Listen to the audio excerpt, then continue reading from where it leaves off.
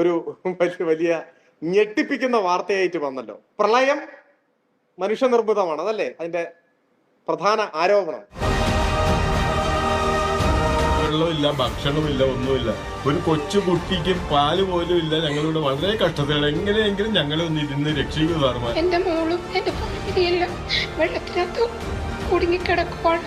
അവരിപ്പോ ടെറസിന്റെ മണ്ടയ്ക്കാണ്. അവിടെയാണെങ്കിൽ ആരും രക്ഷാപ്രവർത്തനത്തിനൊന്നും വരുന്നില്ല. ഒരു വയസ്സ്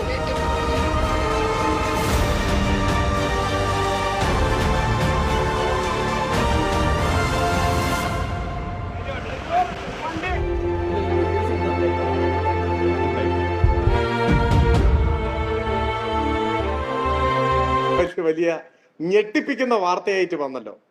പ്രളയം മനുഷ്യനിർമ്മിതമാണ്, അതല്ലേ അതിന്റെ പ്രധാന ആരോപണം. കേരളത്തിലെ ജനങ്ങളുടെ ഒരു സുരക്ഷയോ താല്പര്യമോ നോക്കാതെ കോടികളുടെ താല്പര്യത്തിന്റെ പേരിൽ പിടിച്ചുവെച്ച് ഒടുവിൽ ആലയാറിൽ നിന്നും വെള്ളം ബൾക്കായി റിലീസ് ചെയ്തപ്പോഴാണ് ചാലക്കുടി തകർന്ന് തരിപ്പണമാക്കിയത്.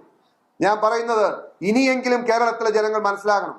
കേരളം തകർന്നതല്ല, ഇവർ തകർത്ത് തരിപ്പണമാക്കിയതാണ്.